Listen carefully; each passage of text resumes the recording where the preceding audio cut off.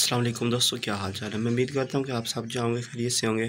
جی ہاں، تو دوستو آج آپ کے لیے ایک چھوٹی سی ویڈیو لے کر آیا ہوں۔ تو دوستو آج میں اس ویڈیو میں بتاؤں گا کہ آپ اگر سپیکر لینا چاہتے ہیں تو کون سے سپیکر بیسٹ ہوں گے آپ کے لیے۔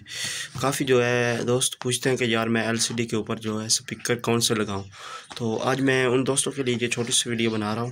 تو دوستو یہ میرے پاس 2 سپیکر ہیں، تو ان کے بارے میں آج آپ کو ویڈیو بنا کر دکھاؤں گا۔ تو ابھی میں ان کی ان باکسنگ کر لیتا ہوں اور پھر میں آپ کو جو ہے ان کے بارے میں جو ہے ڈیٹیل کے ساتھ ویڈیو بنا کر دکھاتا ہوں۔